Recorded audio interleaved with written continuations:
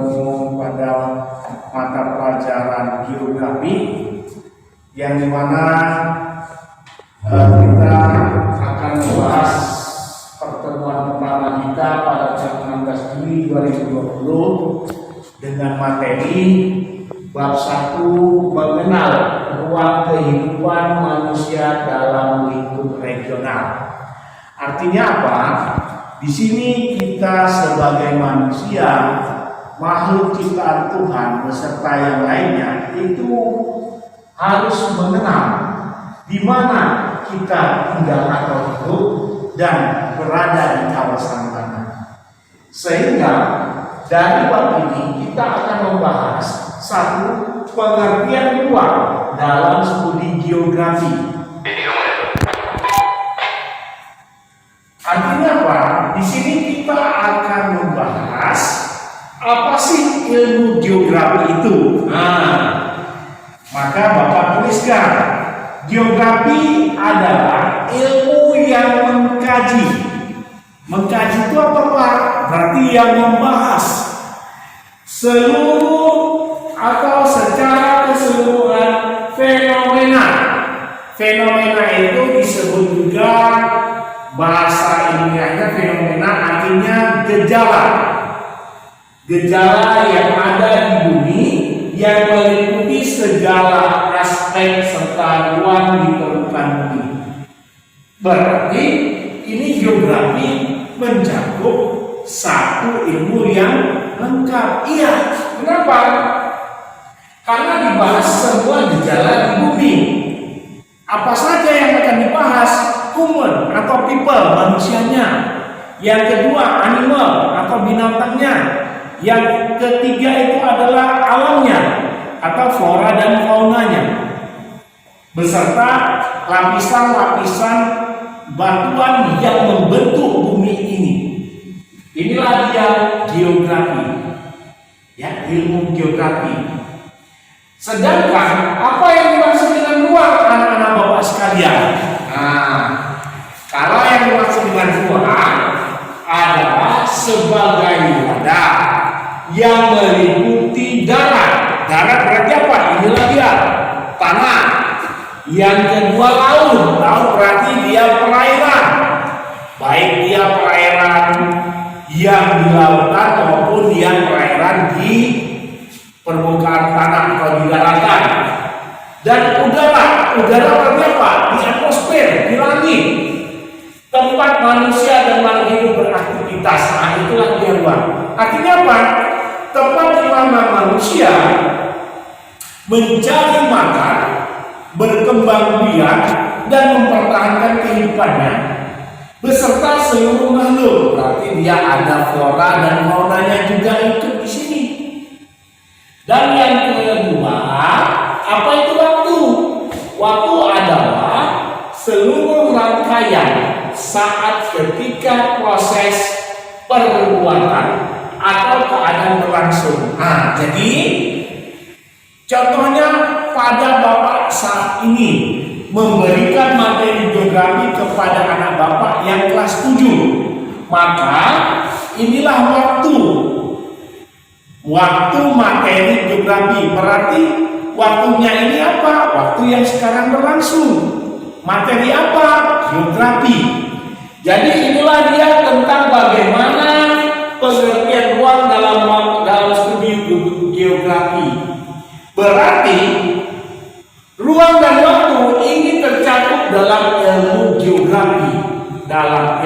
geografi. Oke. Jadi di sini anak Bapak sekalian, ada yang mau bertanya, silakan bertanya dengan cara bagaimana memberikan komentar nanti di sela materi sebelum kita kuis. Kenapa? Karena akan banyak yang mau dipertanyakan, bisa di komentar. Di kolom komentar nanti Bapak akan menjawabnya secara pertanyaan satu persatu. Inilah dia tentang pengertian ruang lingkup dalam ilmu geografi.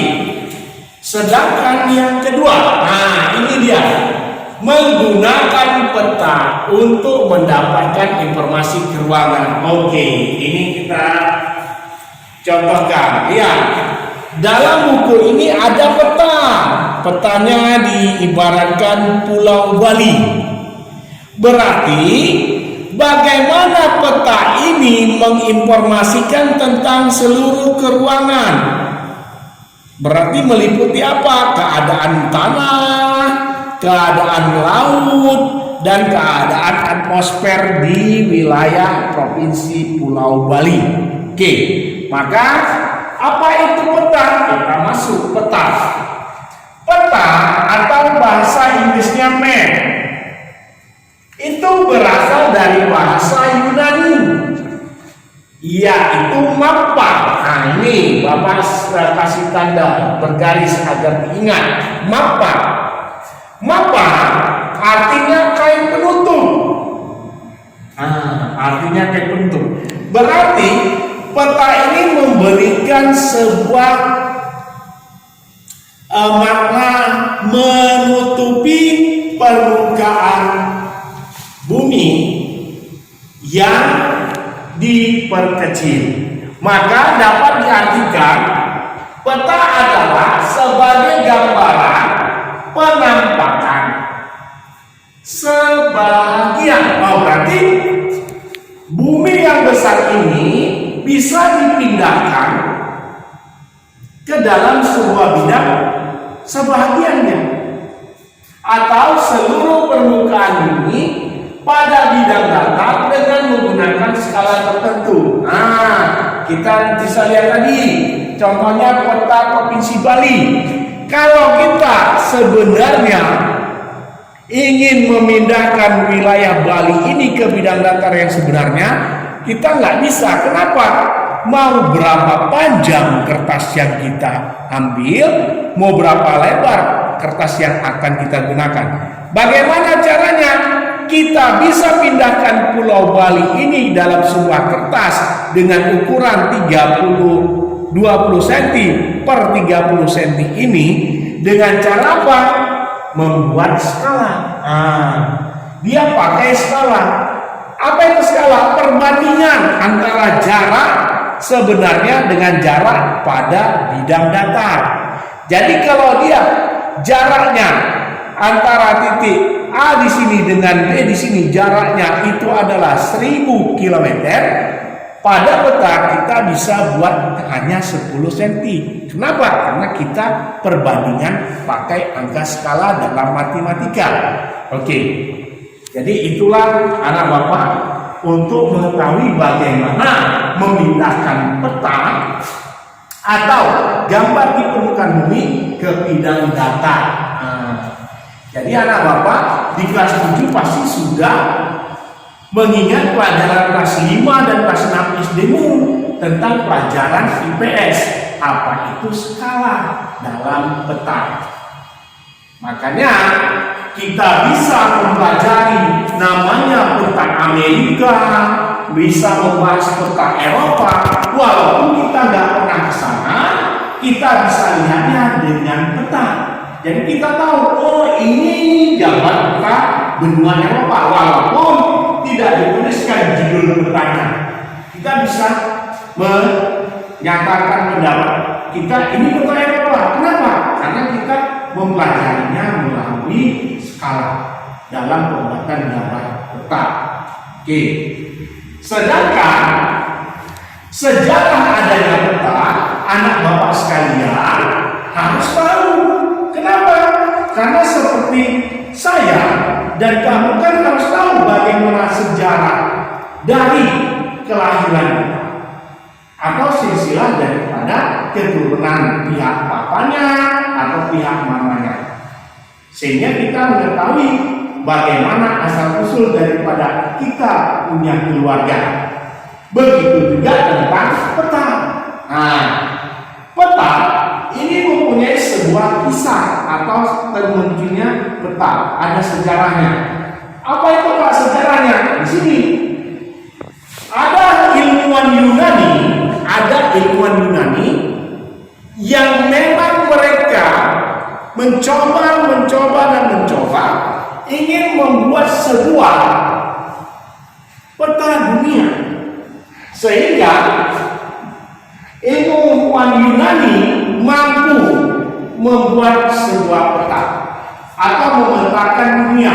Masih memetakan ya, mereka gambar, belum dipindahkan ke bidang data.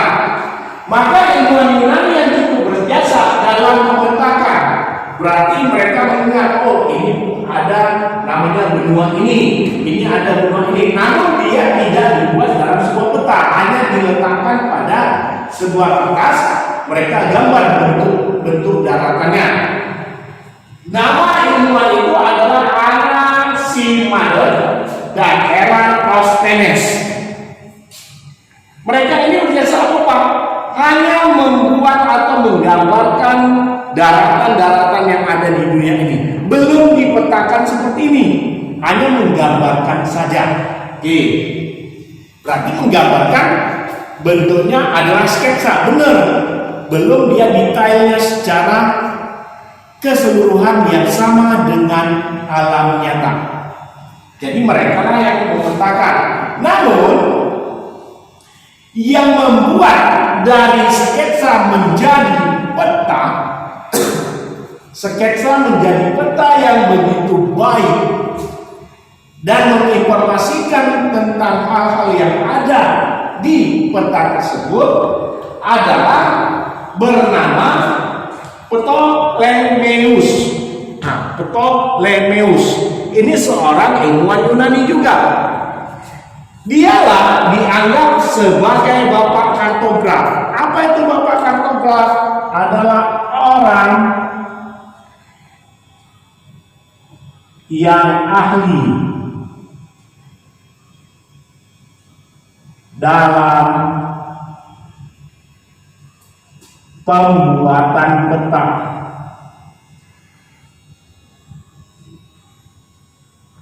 Nah, inilah dia. Makanya orang-orang yang ahli atau yang sangat detail dalam membuat peta disebut dengan kartografi. Ya, kartografi. Jadi kita harus berterima kasih dengan ilmuwan Yunani ini. Kenapa?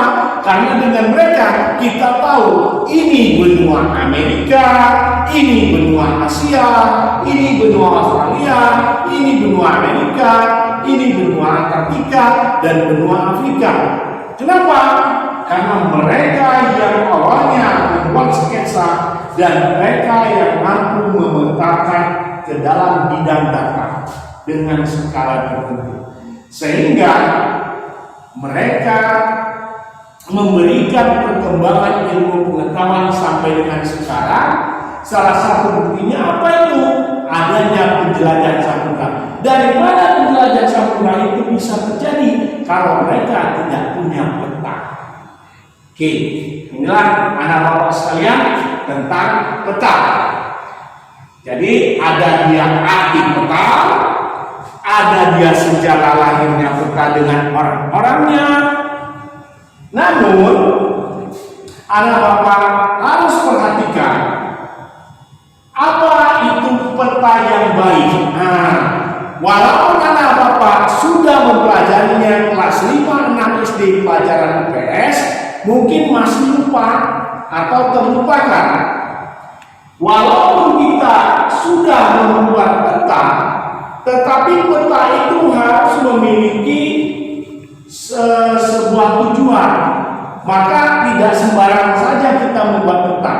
Peta itu dikatakan yang baik. Nah, peta yang dikatakan baik adalah peta yang dapat memberikan informasi. Nah, ini dia, yang mudah dibaca dan dipahami dengan jelas oleh orang yang menggunakannya.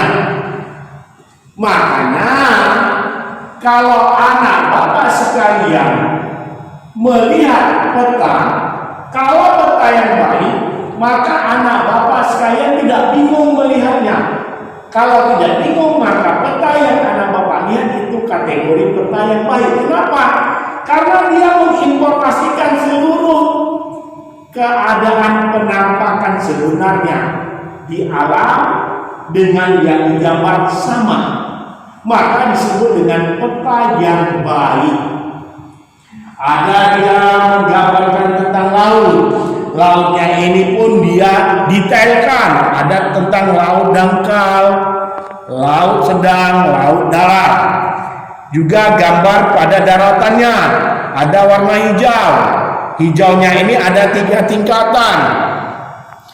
Hijau muda, hijau tua, sampai dengan yang kecoklatan dan orange. Ada nanti dari warna coklat tua sampai ke orange.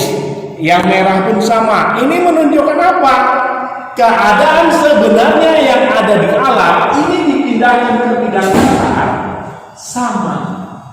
Sehingga orang yang melihatnya, oh iya, daerah yang ini memang benar ada dataran tingginya. Daerah ini benar memiliki gunung api. Daerah ini benar memiliki sebuah danau. Kenapa? Karena orang yang pernah mengunjungi daerah tersebut dengan melihat peta yang dibuat oleh seorang kartograf, dia nyatakan benar, maka petanya itu adalah kategori peta yang baik. Kenapa? Karena ini informasi yang mudah dibaca dan dipahami dengan jelas, sehingga kita melihatnya itu memahami maksud daripada seorang kartograf membuat peta. Makanya anak bapak sekalian, untuk memudahkannya, anak bapak sekalian bisa saja melihat secara mudah pembuktian daripada fungsi dari peta, yaitu melihat peta dengan lokasi. Jika saudara kamu ada pesta, itu kan ada namanya undangan. Di undangan itu kan dibuat sketsanya. Dalam sketsa itu kan ada peta dengan lokasi gitu. Ini menunjukkan apa? Menunjukkan si pembuat peta sketsa dengan lokasi pesta daripada pihak saudaramu yang pesta. Dengan membawa peta ini, maka kamu yang awalnya tidak tahu lokasi tersebut, namun dengan berpegang pada peta yang mereka buat, maka kamu tidak akan kebingungan. Kenapa? Karena peta yang dia buat, dia berikan informasi sebenarnya mengenai wilayah yang akan dituju. Dari tanda panah, dari simbol-simbol buatan seperti jembatan, rel kereta api, rumah ibadah, sampai jalan raya menuju tempat lokasi, dia paparkan dalam peta tersebut. Dalam arti peta dengan lokasi, sehingga memudahkan bagi orang yang membacanya. Kenapa? Karena kita baca, kita lihat. Inilah salah satu contoh yang sederhana tentang peta. Oke, anak-anak sekalian, inilah tentang materi kita mengenai mengenal ruang kehidupan manusia dalam lingkup regional. Ada itu ilmu geografi, ada itu penggunaan peta, sampai sejarah tentang peta. Dari paparan bapak ini, kalaupun anak bapak sekalian kurang memahaminya, bisa ditanyakan pada kolom komentar setelah materi ini bapak berikan dengan selesai. Sebelum kita masuk pada season yang kedua mengenai materi kuis. Jika ada pertanyaan, dipersilakan untuk menuliskan pertanyaannya dan mengirimkannya melalui kolom komentar. Terima kasih Bapak berikan atau Bapak ucapkan kepada anak Bapak sekalian yang menyaksikan video ini. Namun Bapak ingatkan lagi, pertama, video ini dan catatan yang kamu lihat ini tolong dipindahkan di buku catatan kamu. Itu yang pertama. Yang kedua, tolong kuisnya jangan ada yang ketinggalan dan terlambat untuk mengerjakannya karena memakai waktu interval. Jika tidak sesuai dengan interval waktu, maka kamu tidak mendapatkan nilai sesuai dengan yang kamu harapkan. Terima kasih atas perhatiannya. Maka kita akan berjumpa pada pertemuan selanjutnya, yaitu pada hari Kamis minggu depan. Namun catatan ini tolong dicatat dengan sebaik-baiknya, karena ada penilaian catatan yang akan Bapak minta catatannya dikumpulkan dan akan diinformasikan. Jadi catatan ini harus siap pada minggu depan. Terima kasih, selamat siang.